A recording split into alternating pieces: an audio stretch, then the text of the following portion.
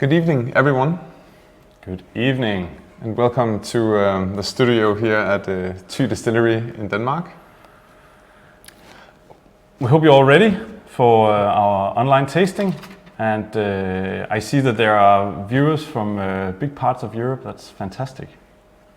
We are so happy to host this session tonight. We have sent out 1,000 tasting boxes for this event, so that's a new record for us. So we are so happy that every one of you wants to spend a few hours tonight in our company, and we hope you'll enjoy everything that's sent to you for this tasting. So let's just introduce what's going to happen tonight. And who we are. And who we are, exactly. I'm Jakob, and this is Andreas. Hello. And we are the owners and 8th generation here at the farm, and the owners of our distillery with our wives, Ellen and Marie. I think we'll have a look at them a little bit later tonight. They are in the room with us. So what we're doing tonight is our online release tasting. And this is because we introduced a whole new range of whiskies that has been sent out to many more places than ever before. So that's both Germany, Netherlands, the UK very shortly, and Sweden, and of course Denmark. Of course. So we're going to look into our new Core Expression series, which is 3 whiskies. We're going to look into our new single casks and also our new limited editions. So we'll try to explain what we are planning to do now with our bottlings. And at the end of the night, of course, this limited edition PX, the last sample we'll taste, is actually going to be released. Only 636 bottles this time. So we're very, very excited about this and what you'll think about the whiskies. Most importantly, we're just going to have a good time for the next few hours. So sit down and relax, and soon we'll be ready to start. Yeah. And I guess for the new viewers who hasn't followed us before, doesn't know too much about us, this will be a chance to get introduced to everything we're doing. And for the old viewers who's here for, well, this is our 7th online tasting actually we're doing. This will be a chance to really get to know and go in depth with the new products that we are releasing. Yeah. And then I think, just to follow up on the introduction, Andreas, I think we should say that for those of you who are new, that, well, we are an organic farm and distillery, so we grow all the grains ourselves. Our basic idea is doing everything single estate, so it means all processes are done at our farm and distillery. We are of course Danish, and not Scotch or Irish or something more traditional, and this means that we want to carry our terroir, our local area and Denmark into the whiskies. And you will probably find that in every whiskey tonight, that it has a different quality to it, because we're inspired from where we are in the world. So I think this is it. Yeah. So welcome all. Welcome all the followers who've been with us for the last 10, 15 years, and welcome to all the newcomers. Welcome to Denmark, welcome to Thy, to Germany, to Holland, Belgium, France. I hope you will enjoy. We are streaming this live on Facebook and on YouTube. And you can, maybe some of you also on our website to see this, but both for Facebook and YouTube viewers, you can type in comments here to ask us questions. We'll be able to answer them a few times during tonight's stream. So please feel free, whatever questions you have, let us know. And of course, send us a like if you like something as well. A lot of interaction, that's fun. We're far away from many of you, but actually it feels like we're quite close to you if we keep the interaction going. Okay? So let's just set the setting. We'd like to show you a bit around, just in the near vicinity where we are, so you can see our living room. We can't see yours, but we can at least show you ours. So we have this mobile camera. It looks like this. We're going to use it a few times tonight. So now you can see yourself, or our view, and I'm just gonna show you around a bit here today. So just so you're a bit more familiar. Here Jakob is sitting. This is actually our tasting room at the distillery. Back in the end here is our bottling line. And then over here is the technical department. This is Marie and Per and Ellen. handle all the button work and the SOMI work. Exactly. We'll get mobile again later, just for you to know where we are. Perfect. Super. What else? Oh yeah, the web shop. As Jakob told you tonight, we are actually releasing a new whiskey, the PX, the cask strength PX, the limited edition. That's going to be released tonight. We're going to taste it, and after the tasting, we will release it. As a special treat for all of you, we are offering free shipment on all of our whiskey just tonight. Free shipment on any of our bottles, and that goes for Denmark, for Germany, Holland, France, Sweden, even all the countries that we were able to ship our whiskey to.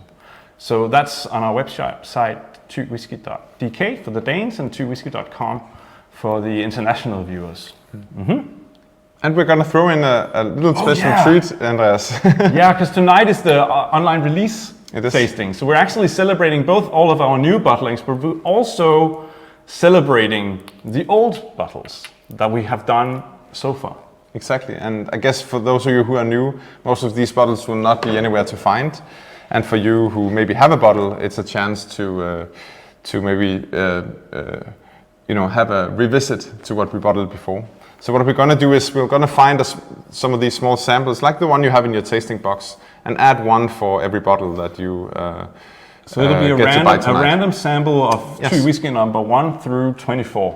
Yeah, probably some of the later ones, I would say. I'm not sure number 1 is inside, but we'll find a number here's 1. Number 13 and 17 and 15, but we'll put something in there that will make it a little bit fun as well. Exactly. Okay. Sure. Good. And I think maybe we should do the unboxing, Andreas. But we need to get started. But just before you open it, I think we should just send one special thanks to Whiskey Base in Netherlands, who really helped us. Maybe we can show the box. Mm-hmm. So they helped us to get these boxes out to Netherlands, to many of you people following this tonight, and also to Whiskey Fass in Germany, and also Whisky.de in Germany. Thank you so much for helping out with this. And the products tonight, even the PX, even it will be next week, but this will land probably in their shelves eventually, at least. So thanks a lot for helping out with this. Yeah. So I hope you're all ready. I hope you all got your tasting box. If not, I pity you, but it'll be all right anyway. So I'm just going to go through the tasting box so that we are all set. Inside your tasting box, you will find, you probably already opened it, but hopefully you will find a small postcard explaining details about the whiskey, a small flyer about our festival as well. We'll get back to that later. Then you will find 3 different samples of malt. Those we will be tasting with the corresponding whiskey later. You will find a whiskey nosing glass. If you have more, then it could be beneficial to have more than one glass. Tonight we'd like to go back and forth between different rams. So if you have a nice whiskey glass, it could be a Glencairn or even a port glass or anything, add it to the single glass you have here. A pipette, nice for adding a hint of water during the tasting. We will recommend some of the drams where we like to add just a few drops, because it's nice to see how the whiskey opens up and changes. But use it as you prefer. And then of course 7 different samples. Havborn, Thy, Bø, Spelt Rye, cask number 376, cask number 260, and then finally PX. Yes. And we will go through them one by one, and we'll tell you when you need each sample, so just relax and enjoy, and we need to get started. Yes, we do. So let's do it, and let's get the first sample presented. So the first sample we'll try is the one that is named number 23, Havborn. It is made from Odyssey barley. The malt is pale malt, and some of it is beechwood smoked malt for a light smoke intensity. The cask is strictly bourbon cask, and it's bottled at 51.5% volume. Let's open it and see. So Jacob and I are sharing one set of samples tonight. There's 3 centiliters of whiskey in each sample, so please just pour half the sample for you or share it, but it's nice to keep a bit. You might want to return to the samples tomorrow to reconsider. Or later tonight. Or later. Yeah. So Havborn here is one of the latest releases that we did last year. It was released in November. It's sort of, for us tonight, it sort of reminds us of where we're from and the bottlings that we came from. And as always, we'd start off by noticing the glass before tasting it. I can just show the bottle here. This is part of the number 1 to 24. And the number is 23 on this one. Exactly. Beautiful honey-like color on this whiskey. Exactly. So this Havborn here is characterized by the light smoked malts. It's not intensely smoked, but there's some smoke to it, and then it's the bourbon casks that are just nicely smoothing out the maltiness and the smoke. There's really some nice sweetness and freshness to the nose. We've really come to like this, Jacob. Definitely, yes. It's like the name from this whiskey is called Havborn, which means somebody who lives at the sea. And I think there's this kind of, the smokiness in this one isn't really smoky. Really, it doesn't feel that smoky, but it becomes a little bit maritime or a little bit Salty.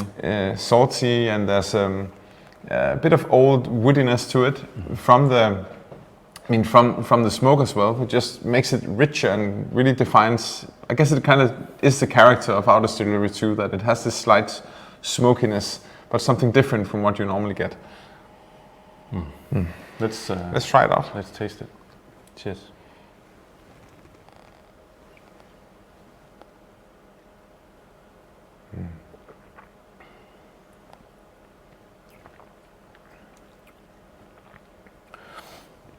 Yeah, the sweetness and this coconut and piney flavors really comes in the aromas and the nose afterwards.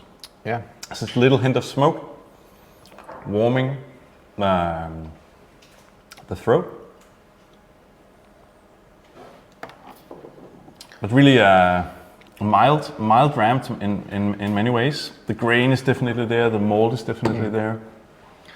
But the cask is not, we're going to taste a lot of sherry casks tonight, and it's so nice just to start up with a basic mild bourbon cask. It's just leaving the malt and the grain there. Definitely.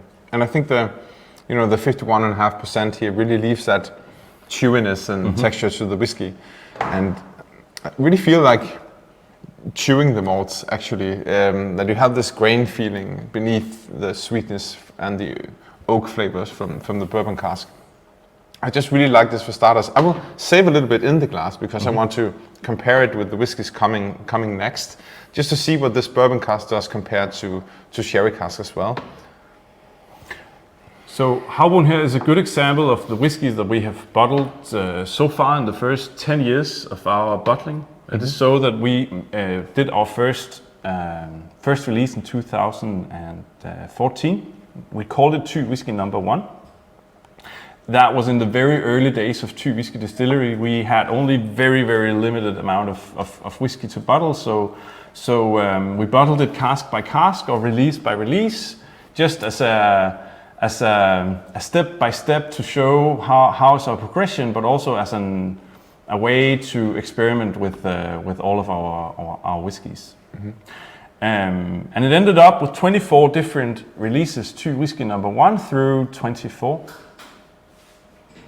And we'd actually like to show it. Sure. Yeah? So maybe we should go mobile again. And you'll do this one? I'll do that one. Yeah. So we actually lined up all of the releases that we did so far. I know that many of you have collected these bottles, so it might be nice to see them on a line. So we started off in 2010 with this bottle here called Thy Whiskey Number 1, Crème Clit. It was a single Oloroso sherry cask, bottle at cask strength, and an old heritage variety of barley. Let's just pan through them. I'll find a whiskey to start with. Number 7 here was our first smoked dram called Bø. We're gonna taste the predecessor tonight, number 9 as well. That was means a lot to us. It was honored to be named the best European single malt by Jim Murray a few years back. Comes Stout, a collaboration with our local brew house, a stout cask aged. Number 16, Rex, that was bottled in honor of Her Majesty the Queen that visited us a few years back. All the way through until Havborn, number 23, that we are tasting right now. And these line of releases really stand as our starting place, and it means a lot to us that we've now been able to close the circle of 24 different whiskies and are now able to be moving on into a completely new line of whiskies. They're standing right here. They are the ones that we'll be tasting tonight. And I just wanted to show you our new bottle. I don't know if I can show you. I'll actually just head that back. I'll head back to you, Jacob. Yeah, It's easier. definitely.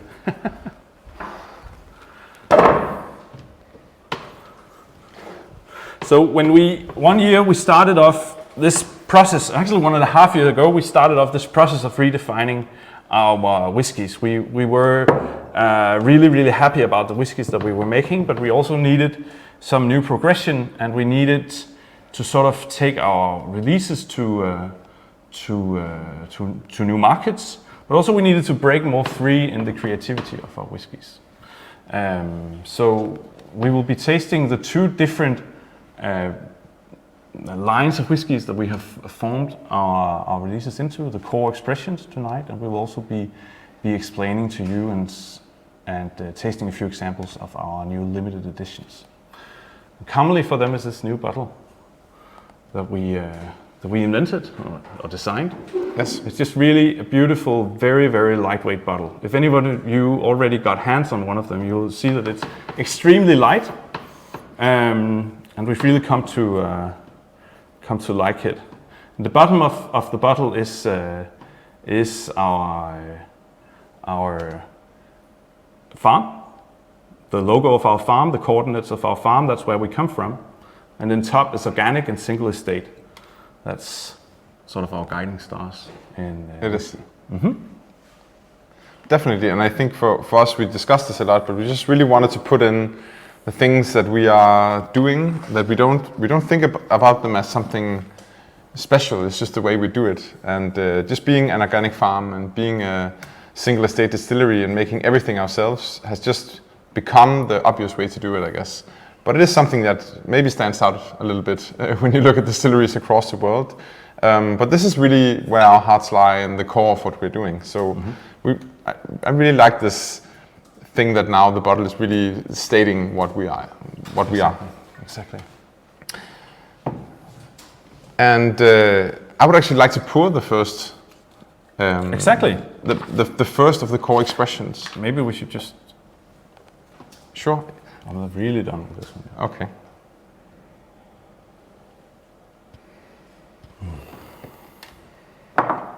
So nice.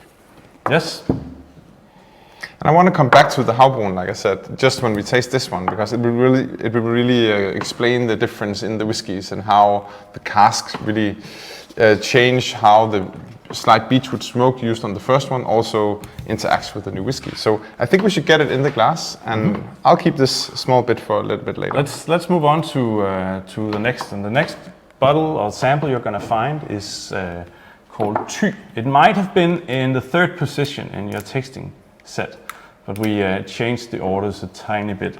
So you're going to find the one called Thy. So Thy is a single malt. It's made from Odyssey barley. It's malted as pale malts with a tiny hint of beechwood smoked malts. And the cask is a combination of Oloroso and PX and bourbon casks.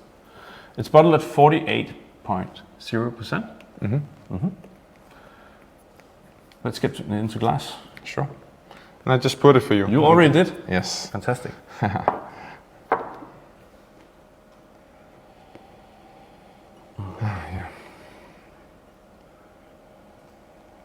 I'm still warming this up a little bit in my hand, but this is something completely different.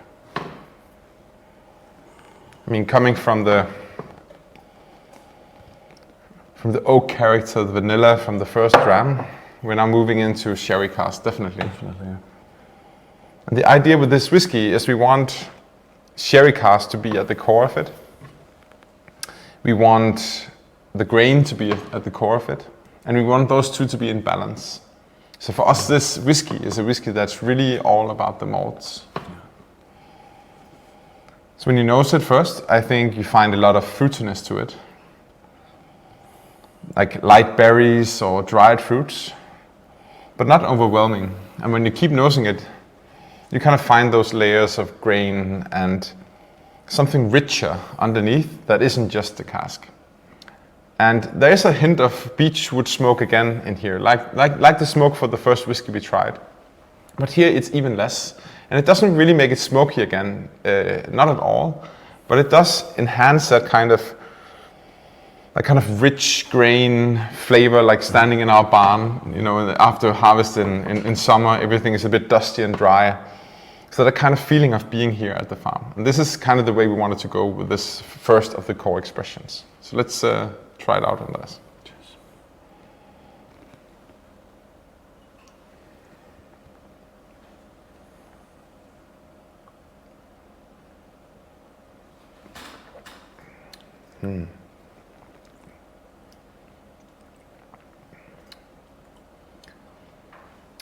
The first thing you get is just really the sweetness, definitely driven by the casks. Smooth and sweet. Then comes a little bit of spiciness, a little bit of grain there, a lot of malt flavor. And also again, this kind of, slight spiciness, a dryness from cask. But then now, I would say, for me, I will get this warming sensation just growing, a little bit of warmth in your throat again, a little bit of sweeter impression in your mouth, when kind of the hint of tannins and oakiness just calms down a little bit. So you get this kind of journey from sweet to a little bit more spicy into the sweeter, richer flavors at the end. And I think, Andreas, we should really maybe open some of the malts here, maybe just a pale malt. I think this makes sense. So if you take the bag of, it says pale malt on it, and you open this one, and the idea is that this is actually an excellent snack. It is also the raw material for making whiskey or making beer. And this is something we made in our own malt house. Yeah. So feel free, Andreas.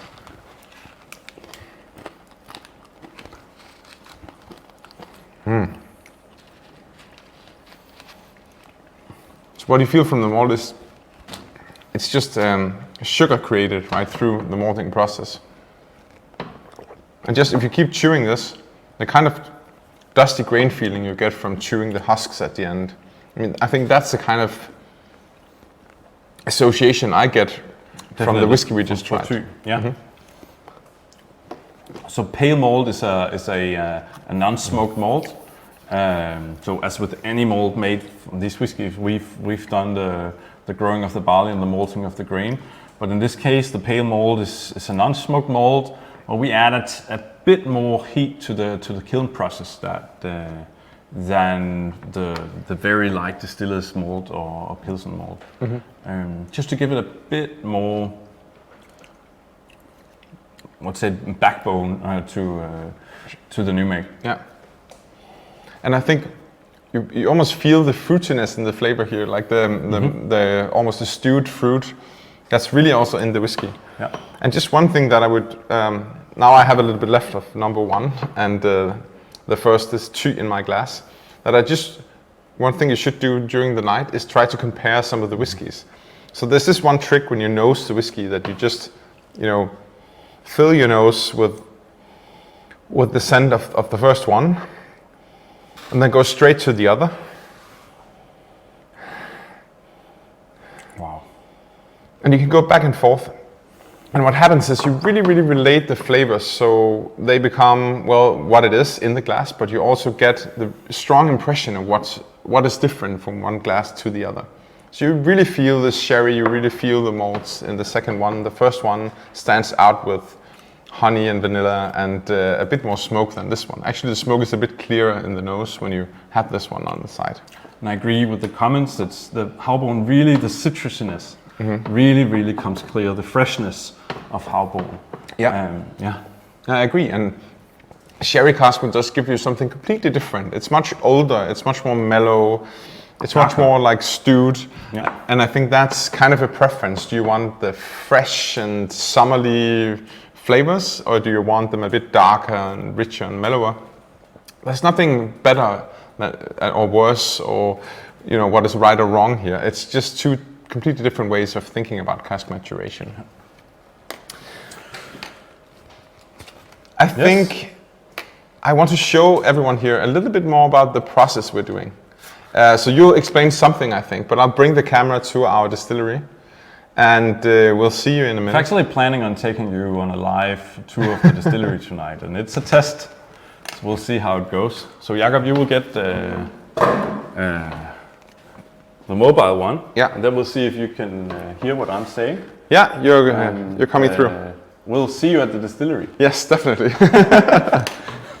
So the core of Thy Whiskey has from the beginning been to gather all parts of the production of whiskey here on site. We are not in whiskey as whiskey makers originally. We are here in whiskey making as farmers. So our base is our farm and the fields surrounding us. We are, Ellen, Marie, Jakob and I together, 8th generation running this farm. So we started this as farmers, and we're still very, very focused on all of the grain that we can grow in our fields.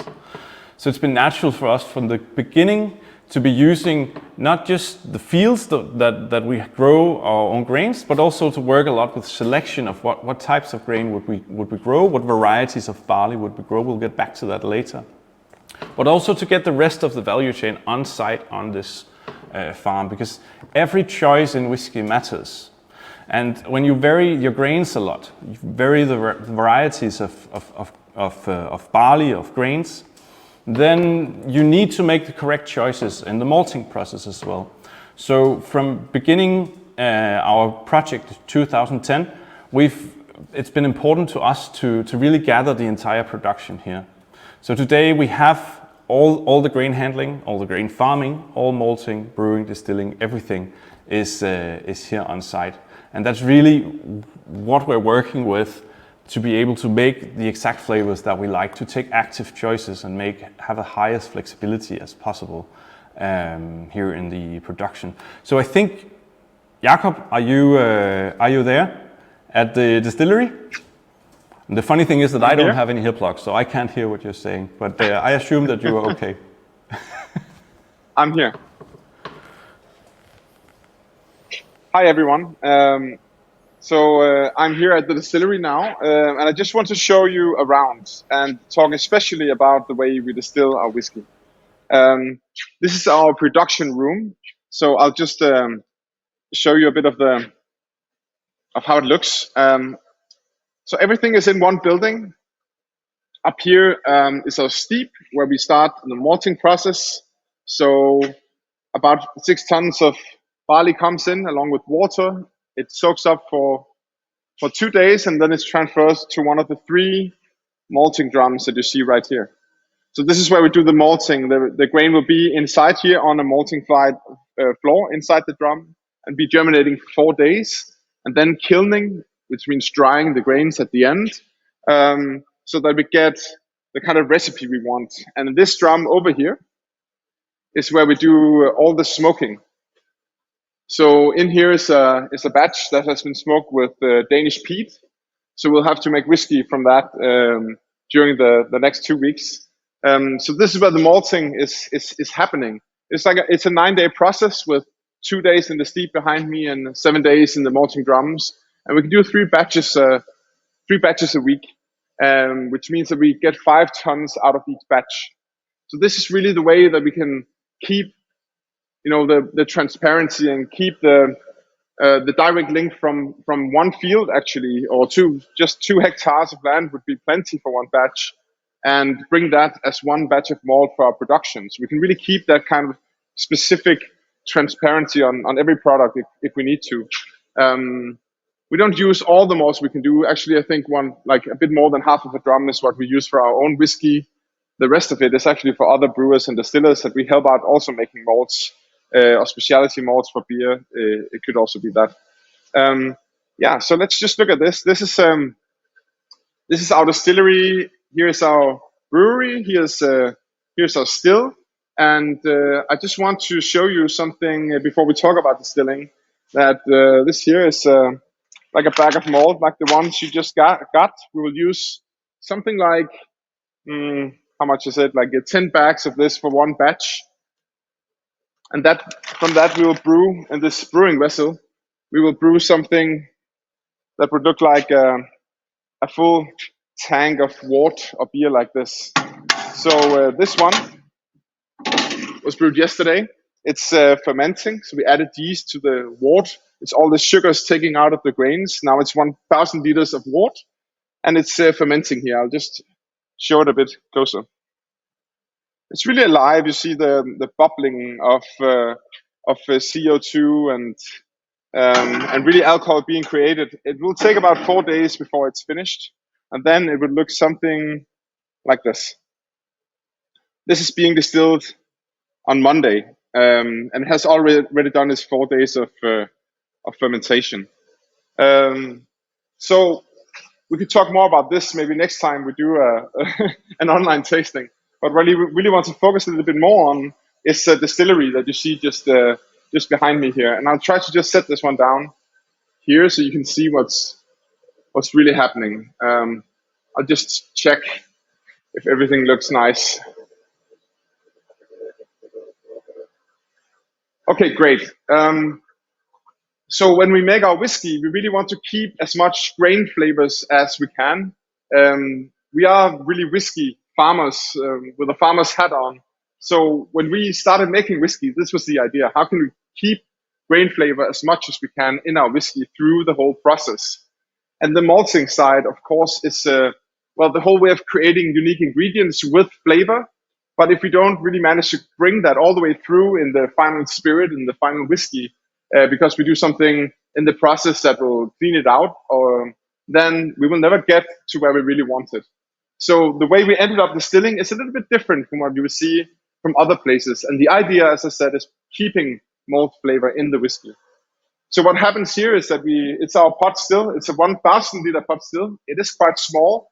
We do 1,000 liters at a time. That equals the 1,000 liters of wort you just saw behind me just before. We will put it to the pot.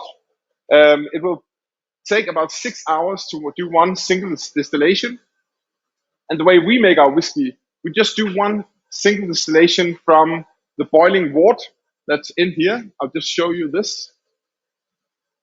So if you have a look at this, you can really see the beer is boiling inside. It's bubbling. And it has been doing so for the last 5 to 6 hours.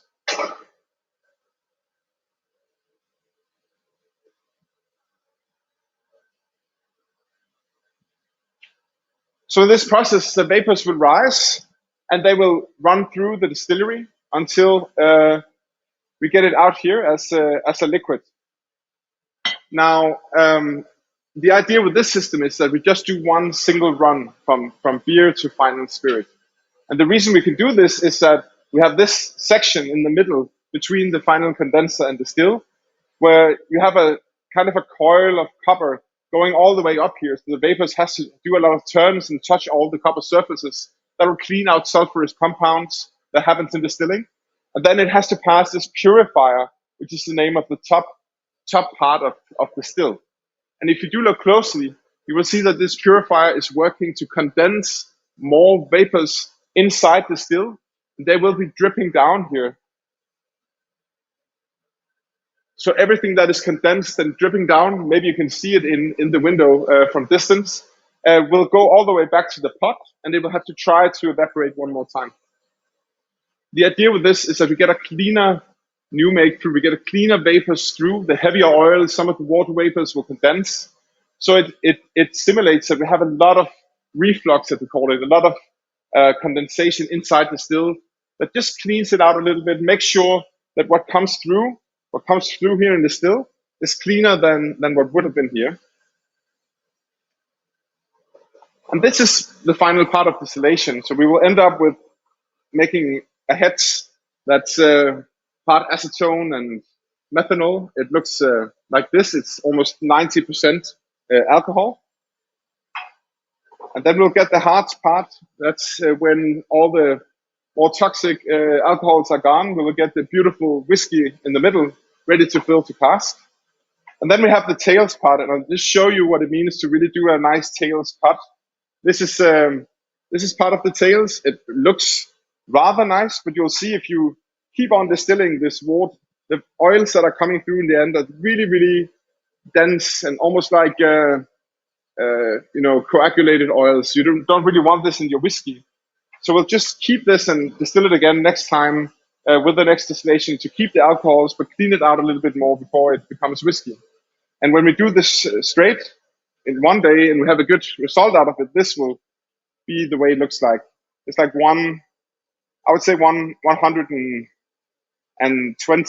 liters this will be of finished new make for our whiskey. So this is a different way of doing it because we're not doing a double distillation like they would do in Scotland or triple distillation like they would do in Ireland. But we just keep, the vapors straight from the boiling wort, and those are the vapors that will come through and come out of the still at the end. So we just keep a lot of the grain flavor in this process making our whiskey. And we try to do this 2 times a day, so 2 distillations. And if we're lucky, we will get something like a full hogshead or a full large barrel out of the process for our whiskey. So this is Monday to Friday, and this will end up making about 50,000 liters of spirit that we can fill to cask at the end of the year. So I'll get back to the studio now, and I'll just show you around while walking towards the door. Just close these.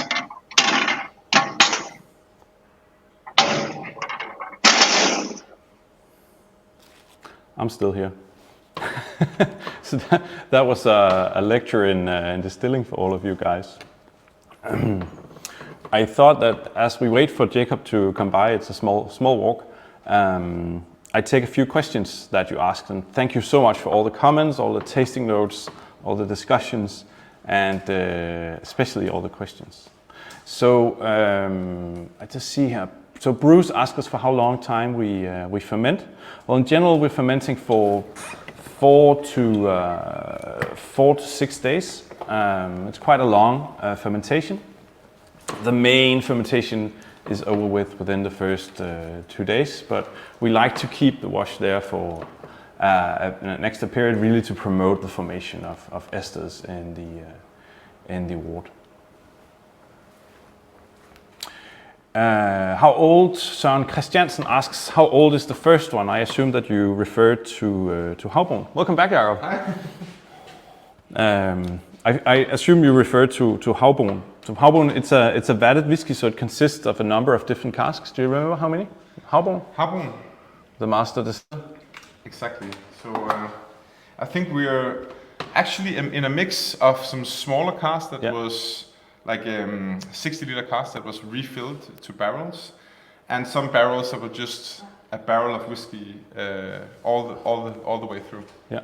So I think we are looking at something like I would say 5 casks for this whiskey. Aging from the most active casks, 3 years old and up to 6 years of age. Mm-hmm. Then one question for you, Jacob. How many distillations a day at the distillation? Sure. So we try to do 2 runs on our still every day, Monday to Friday. So it will take about 6 hours to do one single distillation. So this means we're up from 6 in the morning to 6 in the night to get a full production day going. Yeah. Luckily with help from Per, who's here today as well. He was up early this morning. Yeah. All right. So John asked us for what sherry casks was Thy matured on. So it's a mixture of Oloroso and Pedro Jimenez PX sherry casks, mainly Oloroso. And for Thy, there's actually also like 20% bourbon casks. It's a vatting of those. It's quite a complex vatting actually. You went through many samples to get to the composition of Yes. of Thy. Yes, definitely. And I think that in the composition, it's not only types of casks, but it's also sizes of casks and origin of casks, and everything kind of adds up to the complexity of the whiskey. So the idea was basing it primarily on Oloroso casks, so that's what you primarily get. But you do get some of the more spiciness and vanilla from the bourbon, and you get some sweeter notes from the sherry, the PX sherry. Okay. We'll get back to questions later, so please do fill in. We need to turn on your mic. Okay, sure. Is it turned on now? Good. Okay, Perfect. perfect. So, Jakob, Yeah. sample number 3 Exactly. is up next. Yeah, let's get it in the glass. Can we get it presented?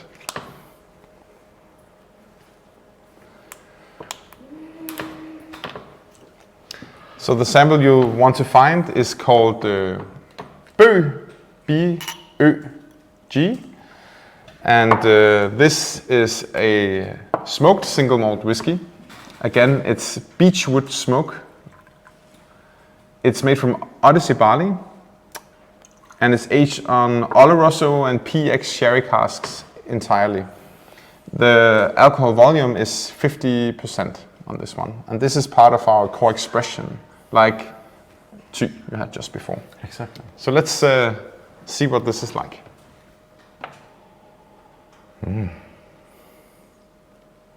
Ellen, maybe we can get back on the picture. We are here. Good.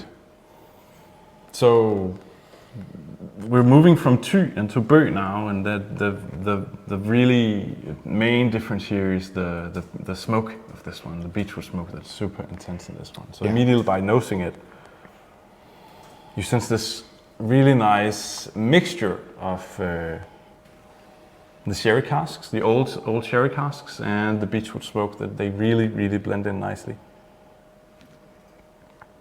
And it's very fruity, actually, in the mix. And we presented this as a smoked whiskey, Andreas. Yeah. But what I always feel is when you nose this one, when Yeah. you taste it, it's not really the smoke first. No, but the main difference here is that this is not peat. This is wood smoke. This is beechwood smoke, and it acts completely different than you'd normally expect from an Islay whiskey or any peated Scottish whiskey. The beechwood smoke is just simply different.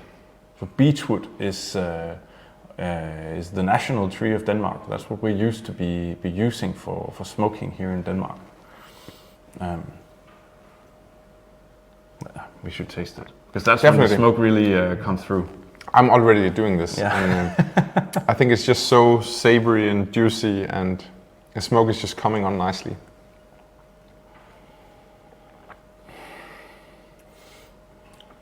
Yeah, immediately in your mouth, you really get the smoke. Of course, in the throat as well.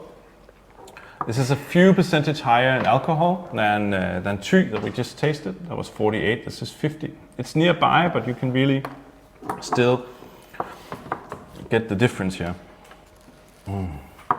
I always loved this combination of beechwood smoke and sherry casks. They've always been magical to me.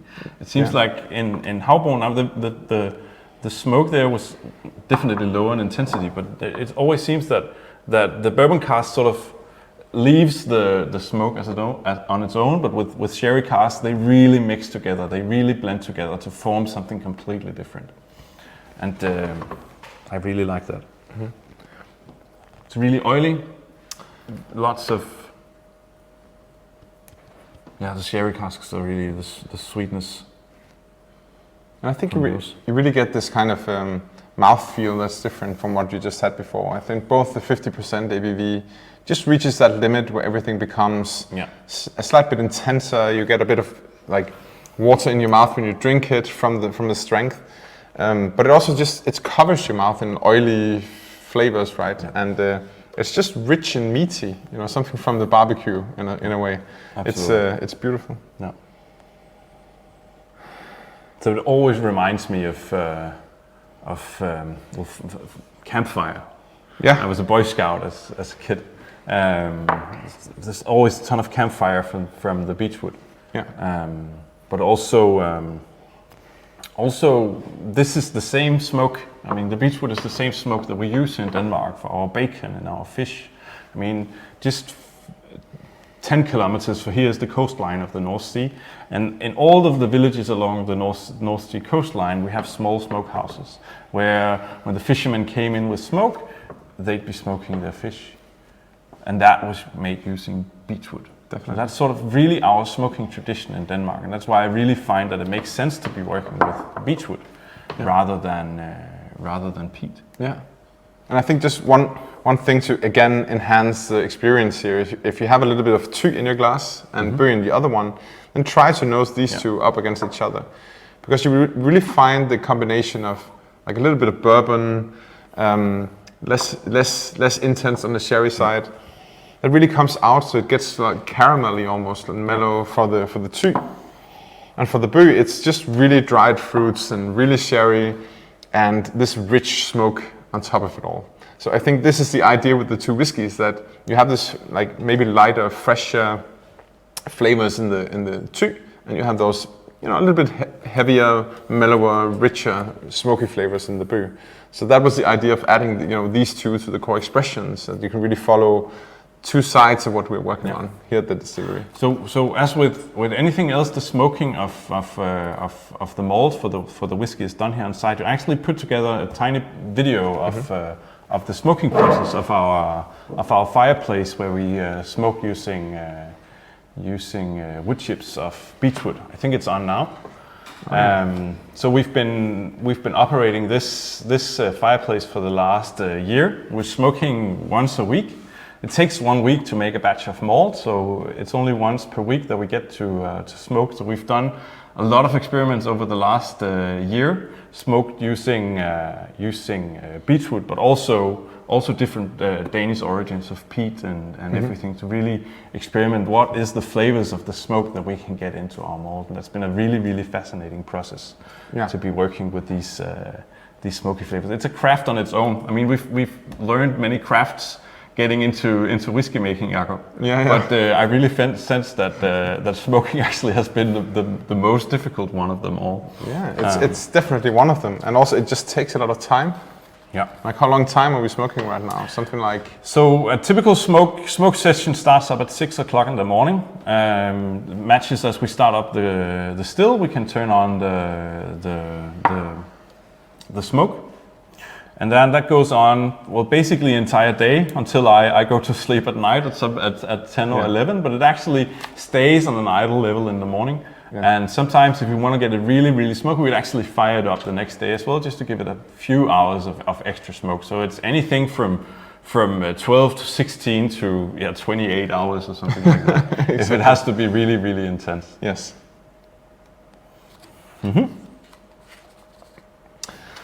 So I think, Andreas, we know a lot about our beechwood smoke, but at least to me, I never found it anywhere before. No. But it also means that we are very used to it. We've tasted it so many times before.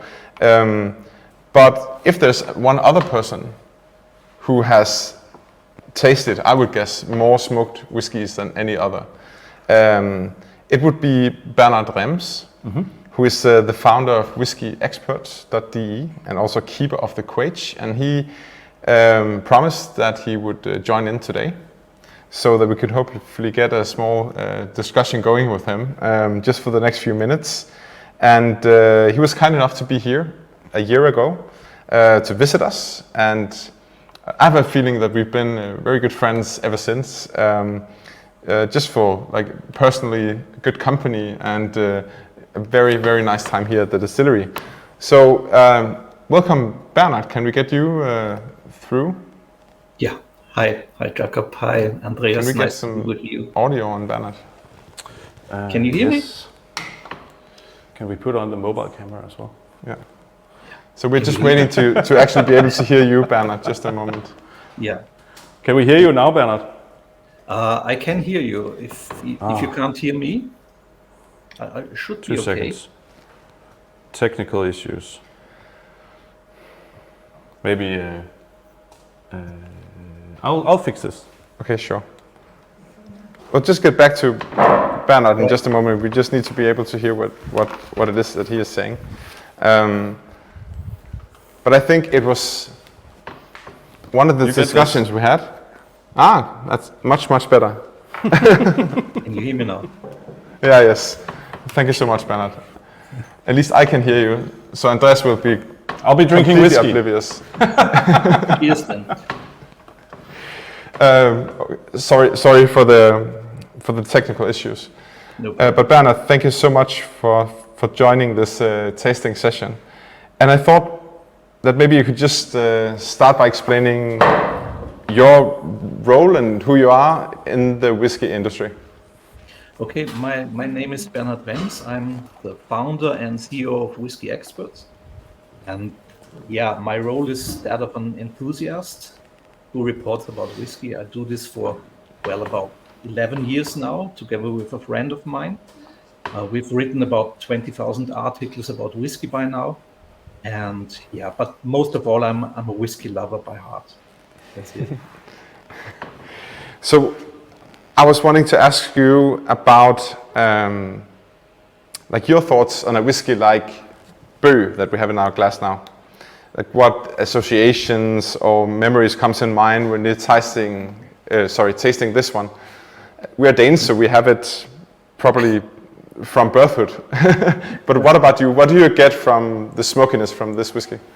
Well, first of all, I like that the smokiness is behind everything and that's not overlaying everything. So I really like this one. And it's completely different from what we get from peat. I think it's very mellow, very accentuating the other tastes. So, congratulations on that and congratulations on your complete core range. I think that's amazing. They're very good whiskies. And you know that I have been a fan of 2 whiskeys since I discovered them. And yeah, I cannot say more to that. It's beautiful. I like it very much so. Thank you so much. I appreciate that a lot coming from you. I know that you have probably been through thousands of samples of whiskey during the last decade or more.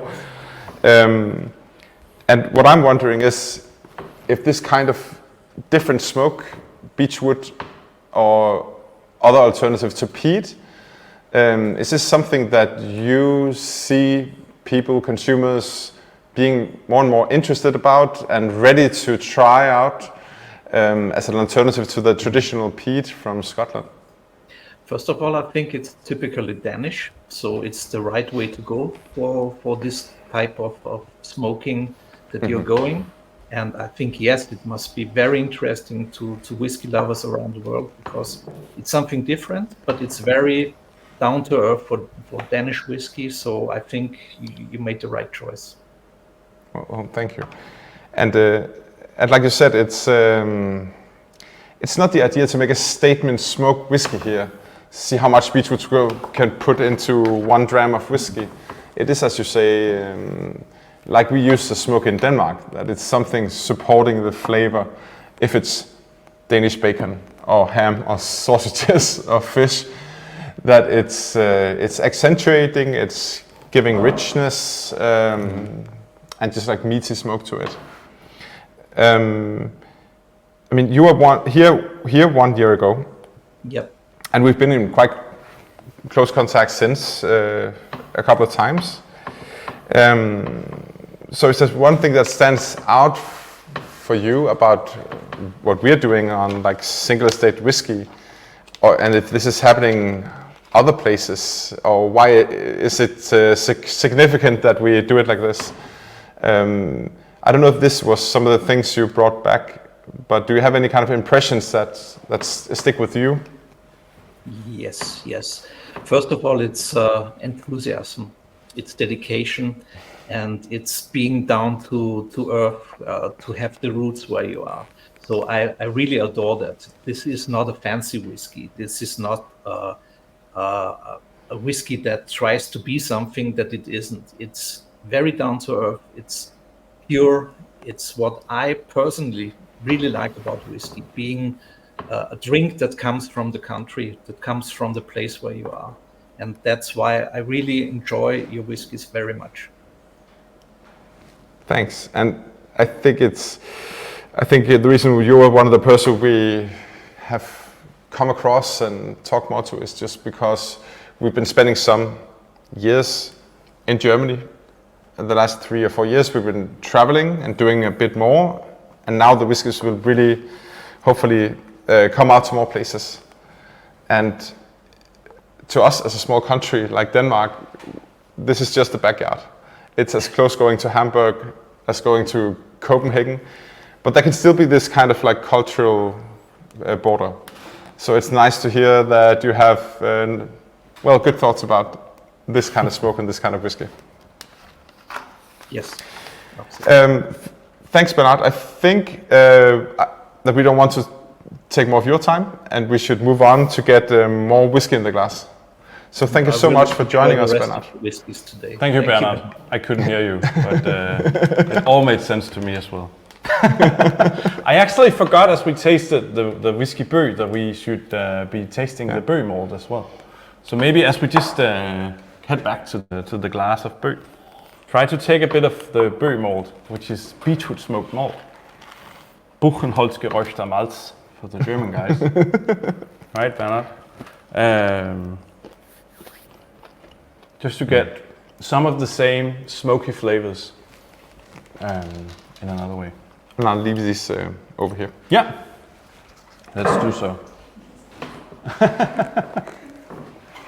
As with farming and malting and brewing, distilling and warehouse and bottling, also the online tastings are done in-house. And that does add a bit of surprises sometimes on the technical sides. Thanks for bearing with us. Okay, next up, spelt rye. So now you need to find the next sample that is spelt rye. It may have been number 2 in your tasting set. So this is an organic rye whiskey. It's made from malted rye, malted spelt, and malted barley. It's been matured on new American oak casks, and it's bottled at 48.5% ABV. It's also the third and the final one of our new Core Expression series that we will be tasting tonight. You put mine here. Yeah. So we already have the whiskey in our glass. And this is a spelled rye whiskey, so it's legally a rye whiskey. This means that it's made primarily of malted rye. It's 60% rye. There is 30% barley still, like in the single malts. And then we have 10%, the rest is spelt. And spelt is an ancient wheat. So that adds a different kind of fruitiness and some dusty grain from the husks on the spelt grain. This means that this rye whiskey is a little bit more mellow and toned down, because what you normally get from rye, even in the nose here, is a kind of pepper and like a breadiness. And it really is here, but it's also balanced, and there's a lot of sweetness and a lot of vanilla coming up from the glass. And the main reason for this is that this wasn't matured on used casks, like old casks, like we just had for the 3 single malts. This was matured on new American oak. So you get this really spicy nose to it. You get a lot of, oak spices and vanilla, fruitiness. Freshness as well, citrusy nose. This is a complete change of scenes, going from Bøg to spelt rye here. So it really is, right? And I think it's, in this whiskey, the cask has a lot more space. So you get a lot of those oaky flavors. It's matured for, well, more than 4 years here on primarily like quarter casks of a new oak, so 125 liter casks. And this just brings all that flavor from the cask. Maybe the most fragrant cask you can even use for maturation is new oak. But it's still on the mellow side, it's still on the fruity side. We, making a lot of single malts, really enjoy the balance in the whiskey. So the idea here is having this spiciness, fruitiness, vanilla, but very balanced with this bready, and very grainy new make from the rye and the pepper that comes from that. So that's the kind of idea we're going for.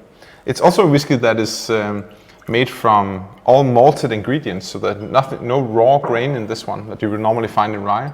And it's also lautered, which is maybe a little bit nerdish, but it's in the process of brewing that you actually separate the liquids from the solids. So the solids will go for the cows as feed, and the liquid will stay. That's where we bring all this sugar. And this is very difficult in a rye, but the spelt helps us to be able to do this in the end. I will just add just a few drops of water to my dram here. I really feel that spelt rye really opens up, and it gives this really nice caramelic flavors after adding water. So that's what usually happens. Yeah. So I guess it'll be okay for tonight as well. Yeah, and I think when you said in the beginning of this show, Andreas, that we will say when we really think it's a good idea to add 2 drops of water, this is one of them, because it just becomes more caramel and a lot of like warm floral aromas. Like we have this heather blossoming here in summer in the national park just next to our farm, and this is the kind of feeling you get when you're walking in that area. It's beautiful. So roughly 20% of our annual production is rye whiskey. The rest is single malts. Yeah. But for us, it was really natural to be making a rye whiskey. We grow so many different types of grain on our fields, so it's natural to be working with rye for us. Rye is probably the most Danish of Danish. We Danes, we eat rye bread every day. Yeah. And rye is really a fantastic crop because it has so many flavors in it that barley or wheat does not have. And it's like when we are organic farmers, we will change the crops in every field every year. So at least like a 5-year cycle, it could even be 7 different crops. So we have a lot of different crops to work with. And this Wednesday, it was a nice rainy day, which is good at this time of year for an organic farmer. And I went on a field trip, and I brought my camera, because actually it happens that this year, just in the fields, just surrounding the farm, we're growing both spelt, barley and rye for this whiskey. So I want to take you guys on a field trip. So we'll put on a short video while you enjoy your dram. Spelt, rye and barley are completely different crops. They're all in the whiskey you're enjoying right now, and each of them have an important role in making exactly this whiskey. They're all growing on our fields just next to the farm right now, so let's go on a field trip.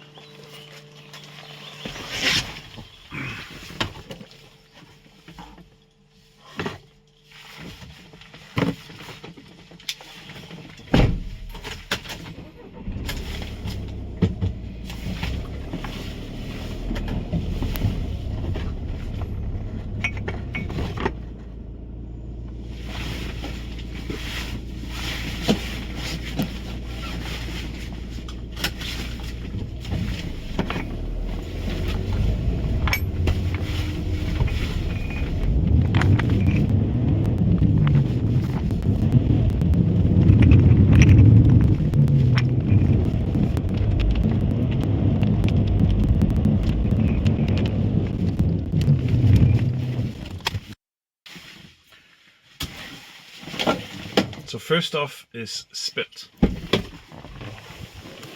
This year we are growing an old Danish breed of spelt. It's simply called Dansk Spelt, meaning Danish spelt. This is the field. It doesn't look like much because it's just weeks from sowing, but it's already come along nicely. and today is raining, which is good. We had a long period of heat, so the growth is in a good speed, and now a bit of rain and we can really intensify the growth. But look at the field here. It is super small plants.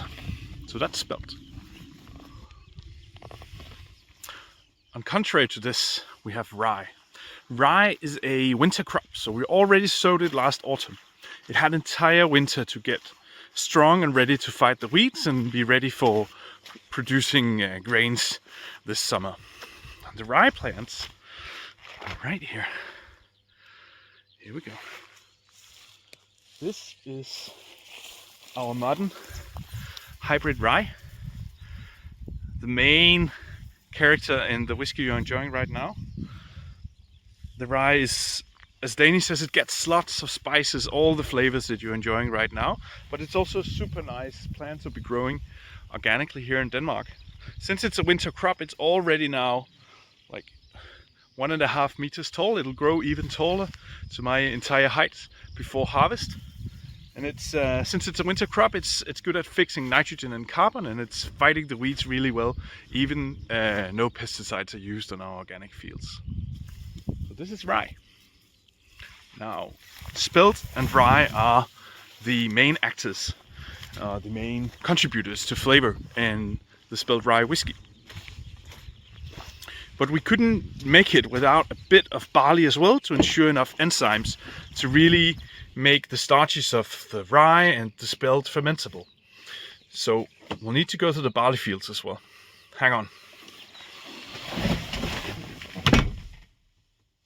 This year we are growing 3 different varieties of barley, 2 heritage varieties and 1 modern.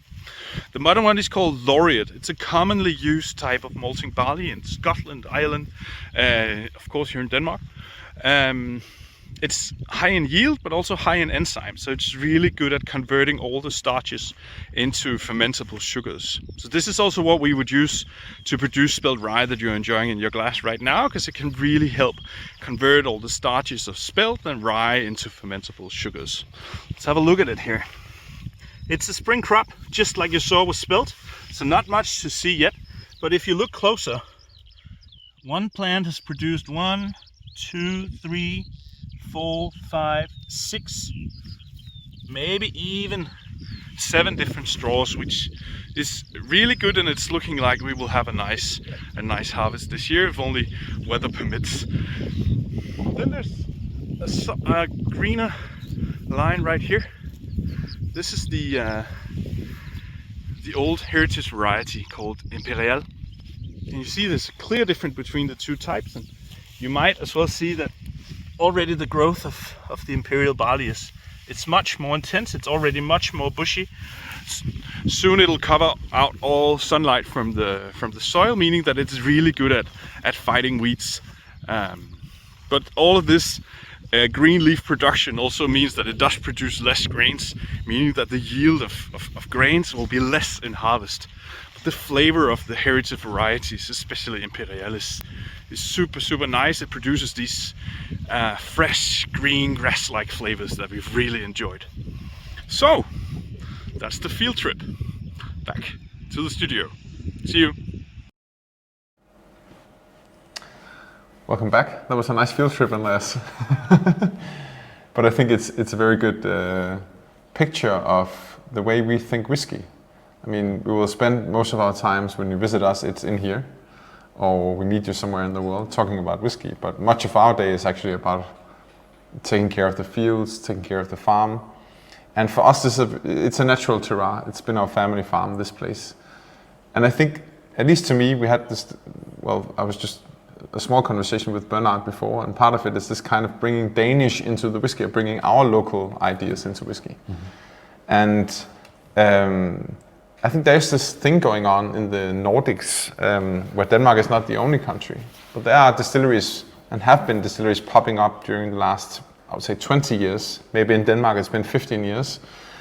And one similarity is that we're all very different, but at the same time we are also spending a lot of time thinking about how our terroir or how our local place can really create a whiskey with a sense of place, if you can put it like that, right?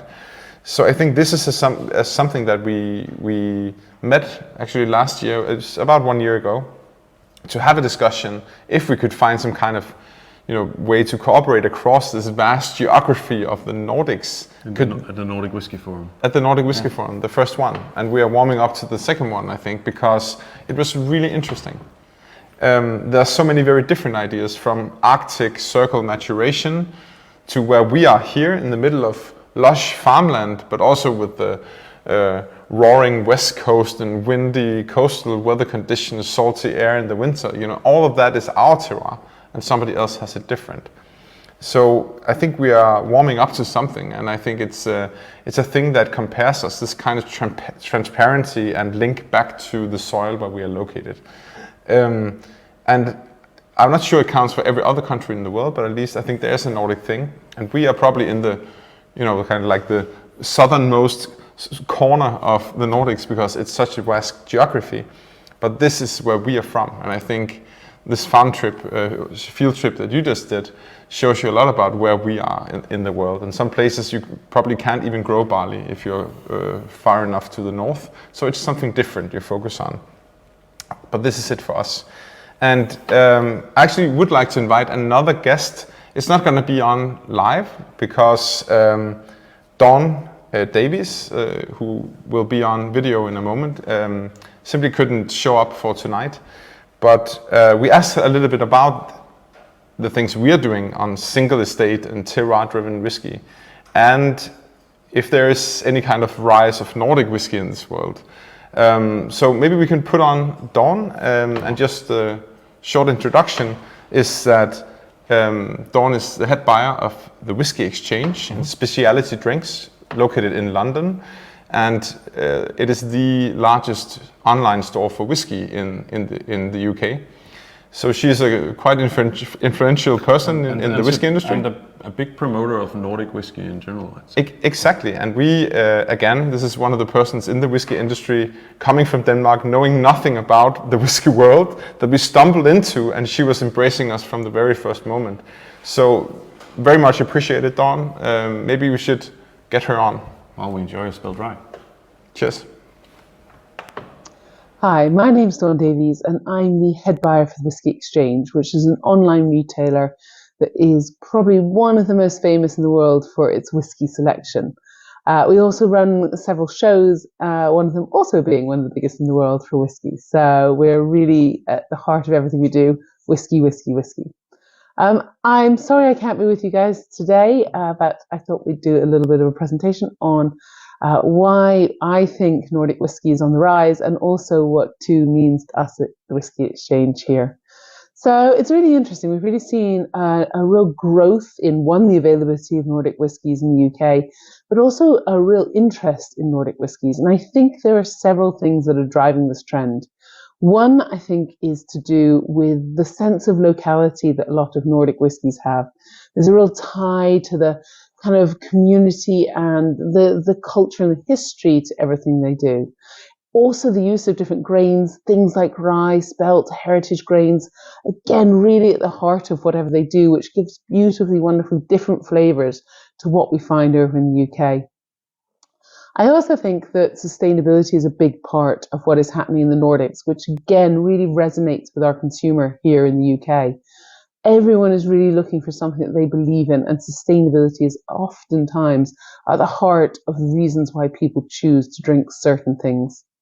I also think there's a real sense of innovation in the Nordic countries. There's this real kind of appetite to kind of go out, try new things, play with different stills, play with different grain types, but at the heart there is still this real sense of tradition.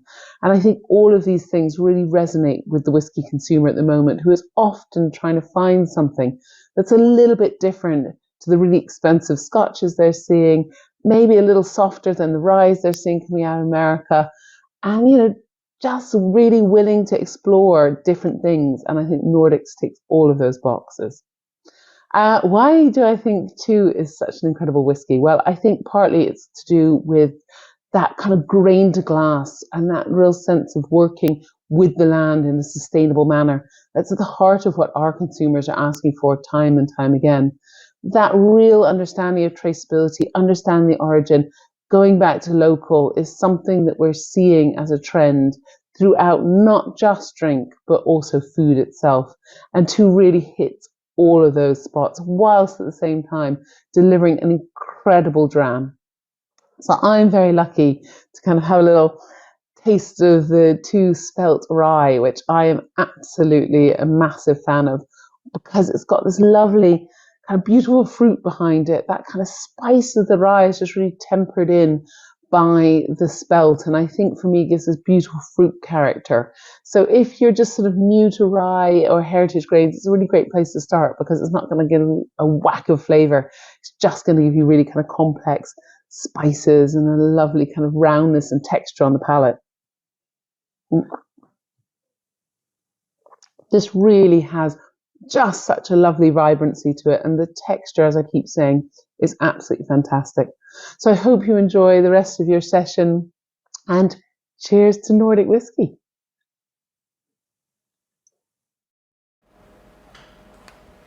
Amazing. Thank you. Thank you, Dawn, for showing us a little bit about how you look at Thy and the Nordic whiskey scene as well. And it's a dream come true when we here, as a Danish whiskey distillery, people in the industry talking about Nordics like this, that there's a kind of a growing interest in us doing something uniquely Danish or uniquely Nordic. But Jacob, enough talking, enough field trips, enough interviews. Let's get whiskey. Let's get a bit more crazy, maybe. Let's get into the new range of limited editions and single casks. And experiments. Because the next one is really, at its core, for me at least, an experiment in whiskey. Sure. So let's move on to sample number, what are we at? 5. Let's get it introduced. So the sample you want to find is cask sample 376. It's a heritage wheat whiskey. It's made from a mix of malted emmer, malted spelt, Öland wheat, and malted rye and malted barley. So more than 50% is a mix of these old heritage Nordic wheats, and rye and barley is the rest. It's aged in New Oak casks, and the ABV is 50%. So we wanted to add this dram to the tasting set to really put spelt rye that you just tasted into perspective. Mm-hmm. So there are a lot of similarities between the dram we just shared, spelt rye, and then this one. But on the other hand, they're completely different. Now this is a wheat whiskey instead of a rye whiskey, because the majority of the grain is wheat, not normal baking wheat, but heritage varieties of wheat. Yes. Emmer, one of the oldest grains that came to Europe, spelt, and Öland, an old Swedish breed of wheats. Yeah. Then it's a single cask, just a quarter cask, 60-liter cask as far as I Actually, 120-liter cask. 120-liter cask of New Oak. So, and very, very much more active than the casks from the spelt rye that we just shared. Yeah, and a little bit older as well. So what will meet you in the nose is definitely a much more active oak cask, much more cask dominant, but also fruitiness from the wheat. Yes. That really contrasts the spelt rye. So we kind of mixed around the fruitiness and the pepperiness that we had before. So now it's much more fruit and less of the spiciness from rye.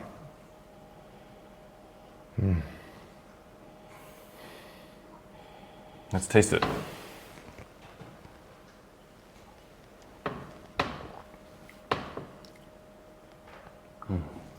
So the ABV here is 50%, so it's close to the other one, but the flavors are much more intense. The tannins are there, the oak is there. I often find that you can sort of divide the flavors of drams like this into spiciness from the rye, earthiness from the husks of the wheat. These are heritage wheat, so they all have husks. That really brings in earthiness. And then a fruitiness of florality from the wheat, and then oak from the casks. In this case, we really have more oak and much more oakiness from the increased amount of husks that were in this. I clearly remembered when we distilled this. It was just a few single distillations, right? Yeah. Just we had some Öland, some Emmer, some Spelt lying around in the malt warehouse, and we said, why not try? Let's make a wheat whiskey. Let's see how it goes if we mix all of these old types of wheats that we'd grown to bake bread from. Yeah, and it's I think it's like this kind of fruitiness that was in the new wheat was just excellent. And what we knew from wheat whiskey was that this is something you make on great, large industrial stills, because wheat is sometimes the most efficient way to get cheap spirit. But it's not the way we're distilling. We're doing a single, a pot still distillation. This is very close to grain distillation. So what we get from this is just the complete opposite. You really get the flavors out, like you describe it, Andreas, these kind of different dominant balances that you get from different grains. So this is really experimenting with the mash bill, but also experimenting with the mix of grains in our field, apropos the field trip. Yeah. And the oak cask it's much more predominant here. So in some sense, we're actually closer to what you would normally have as an American whiskey. Yes. Much more oakiness, much more tannins. Yeah. But if you look past those, the fruitiness and the earthiness of these old wheats are really fascinating. And again, you can also kind of look into it and just to show that the balance we chose for the spelt rye is maybe something a little bit less cask, but this is moving towards something that is, if you go to America, 90% of the whiskey that is consumed is something very cask dominant, something bourbon-like or rye-like, that has a much oakier side to it, even going much further than this. So we're closing in a bit in that direction. It has its own positive sides to its flavors, its intensity, but it's a matter of preference. Where do you want to put the balance? And it was fun to bring this just a little bit further to that side of things, to get this really oily, fruity flavor in the balance for this whiskey. That's funny. So this is really an example of a cask that stands out. The story of it is completely different from anything else we've done, and we have not recreated this one. This was a one-shot experiment, and it's really a fascinating dram now. It's just a nice introduction to our new line of limited editions and single cask whiskies that will complement our new core expressions. Maybe I can get a bottle of maybe the spelt rye as well. Sure. Just to get the two into. So moving forward from now on, we will be beginning to bottle a few of these whiskies that we will be calling limited editions and single casks. They are meant to be taking on the journey that our initial series of whiskies were on. Sorry? Oh, the bottles are gone. Sorry, here we go.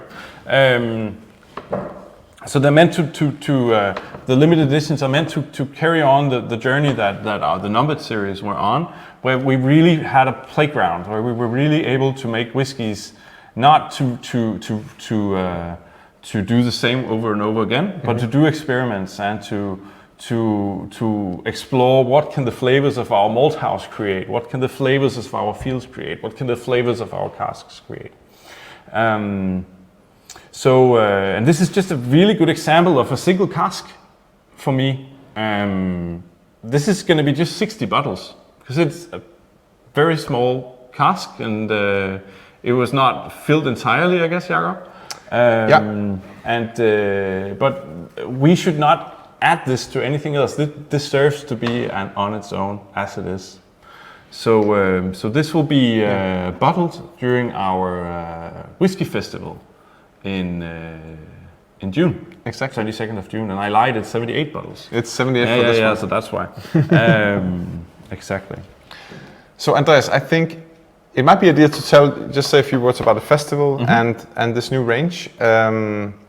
Because what I would like to do is actually go to the warehouse now. Yeah. So we'll do another field trip, this time not to the fields, because we're tasting another single cask at the moment. So I'll try to bring the equipment. Maybe you can get people updated on the whole scheme. Let's do that. Okay. Have a nice trip. Thank you. I just need to check the audio. So I just wanted to show you the new bottle of our limited editions and single casks. They are all color coded. So we introduced a new range of 7 different colors.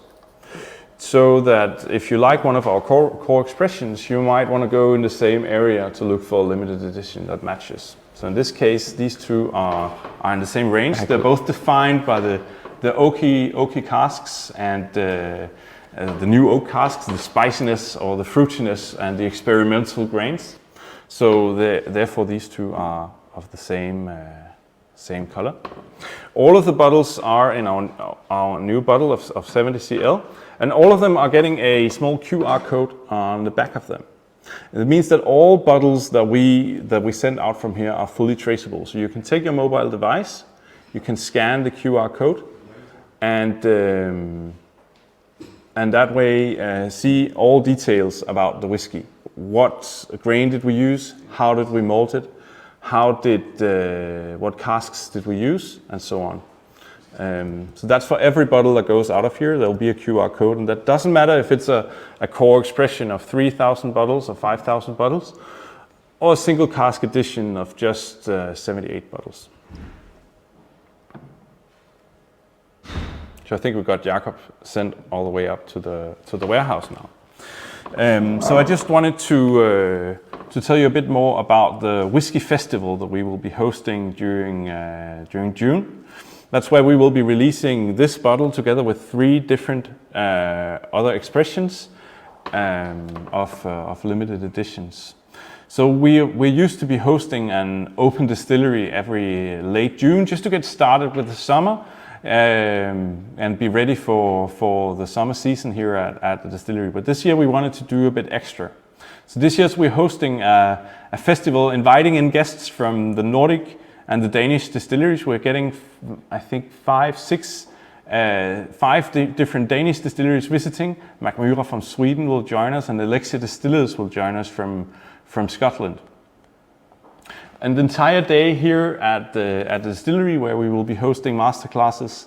We will be tasting our new whiskey. We'll be going to the local the local hill, tasting whiskey, smoked whiskey there. We'll be going on field trips, and the very cozy or hygge stemming that's normally here when you come and visit us.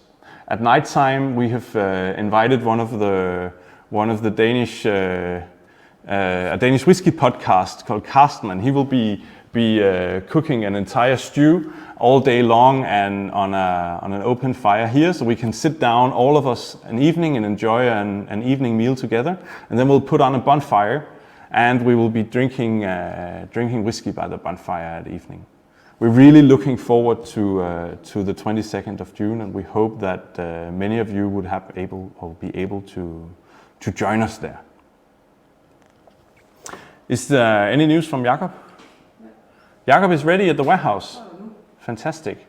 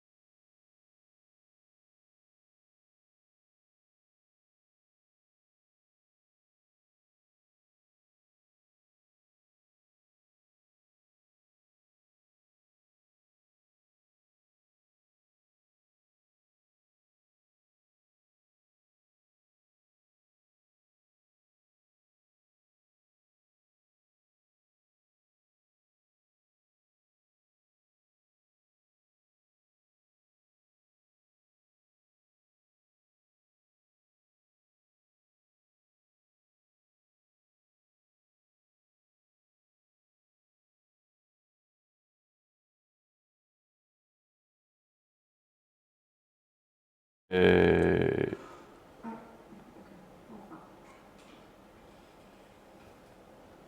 sorry, we lost sound of Jakob at the warehouse, so I get to comment him. Jakob was showing around the warehouse that we have just 50 meters from here, and that was actually to take a sample of the next cask that we are going to taste. So we're going to be tasting cask number 1260. And Jakob is just in there right now to do a sample of that. We can't see him though, so I agree. Carvauta is the perfect place to do hide and seek. We should do that sometime.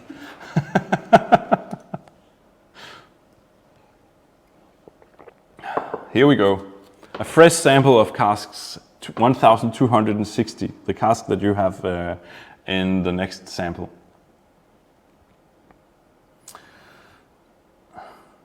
I can tell you that our warehouse was created built in 2021. It's a completely open warehouse. For those of you who've been here, you'll know that it's a very unique building. It's made from only cordon steel, and with so many perforations all around that there's a very, very big part of ventilation that's just going natural. We'll kind of often say that we are inviting in the western wind, because we have a lot of wind here in Thy, and we wanna bring in the local climate here to replace all the spirits that are evaporating. And I still get to comment Jakob because his sound is not working. But now he stumbled upon a few old sherry casks that we get to talk about later.